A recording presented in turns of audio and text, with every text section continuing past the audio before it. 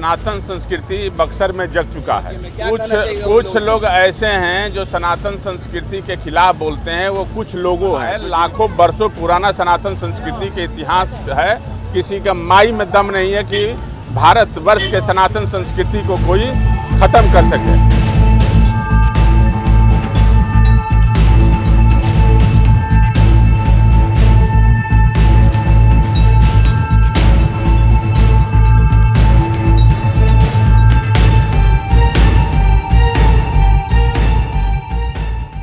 नमस्कार, आप live cities देख रहे हैं। मैं हूं आपके साथ काव्या। बिहार के बक्सर जिले में आज से श्री लक्ष्मी नारायण महायज्ञ का शुभारंभ हो चुका है और इसके कलश यात्रा में खुद विश्वामित्र सेना के राष्ट्रीय संयोजक राजकुमार चौबे भी शामिल हुए हैं। कैसे गाजे बाजे के साथ इस कलश यात्रा को निकाला गया है। आज से यानी कि 26 मई से लेकर 30 मई तक इस महायज्ञ का आयोजन होना है, जिसमें तमाम देवी देवताओं की पूजा पाठ होंगे। आपको बता दें तो इस कलश यात्रा में विश्वामित्र सेना के राष्ट्रीय संयोजक राजकुमार चौबे भी शामिल हुए। पुरुषोत्तम मास के पावन अवसर पे जो है अहिरौली स्थित मां गंगा के पावन तट पे अवस्थित श्री वरदराज मंदिर प्रांगण में आयोजित श्री लक्ष्मी नारायण महायज्ञ की शुरुआत हो चुकी है।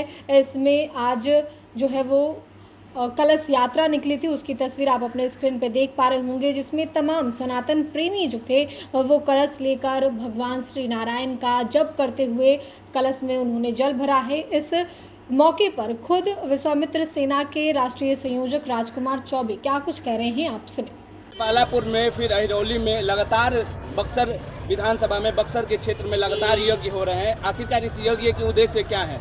ये सनातन संस्कृति बक्सर में जग चुका है। जिस तरह से अहिरौली में महाराज जी द्वारा जो हो रहा है, ये महायज्ञ हो रहा है, श्री लक्ष्मी नारायण महायज्ञ हो रहा है। आज ये मधुसूदनाचार्य जी के द्वारा इनको चरणों में हम कोटि कोटि प्रणाम करते हैं। और ये बक्सर अब जग चुका है सनातन संस्कृति को लेके। ये तो महाधरती रही है, यहाँ हजारों लाखों वर्षों से महायज्ञ होता आया है। तो ये हमारी बक्सर के सनातन संस्कृति की ये परंपरा लाखों वर्ष पुरानी है। अब तो बक्सर में हर जगह ये सनातन संस्कृति की महायज्ञ भागवत हो रहा है, चारों तरफ हो रहा है। और आने वाले समय में बड़े बड़े संत महात्मा देश दुनिया से पहले भी आते थे और अब ज़्यादा आ रहे हैं।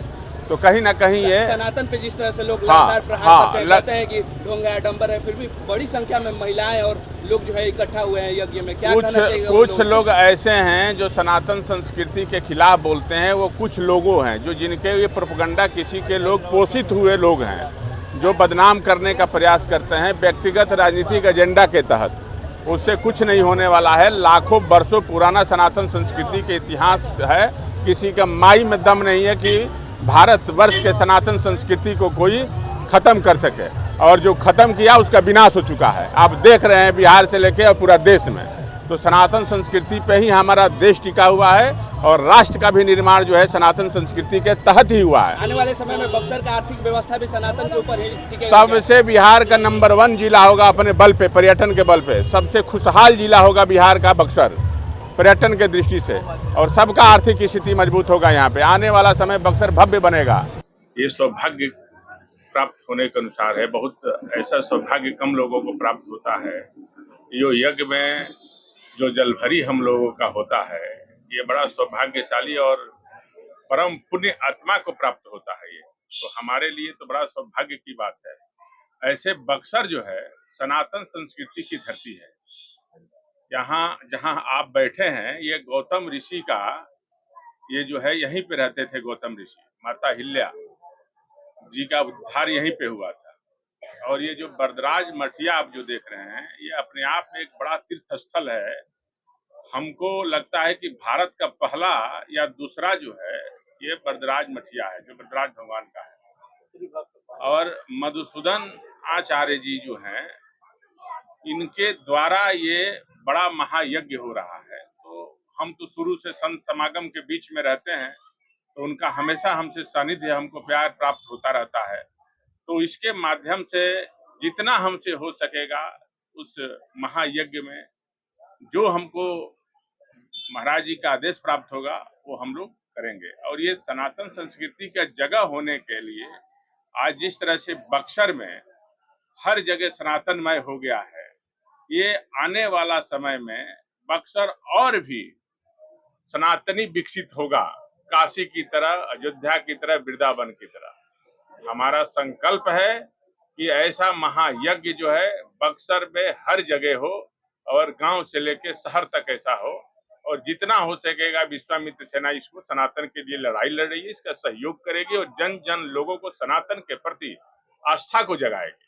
हमारी लड़ाई सनातन के साथ है, और जो सनातन के खिलाफ आज लड़ रहे हैं उनके खिलाफ भी हमारी लड़ाई है। ऐसे लोग जो सनातन के विरोध में आज बोलते हैं, गाली देते हैं, हमारे धर्म को नीचा दिखाते हैं, लेकिन इससे कोई फर्क नहीं पड़ने वाला है। आप देखे होंगे कि कितने हजारों के संख्या में श्रद्धालु जो है जलभरी के लिए जो निकले, और इसका एक रूप है।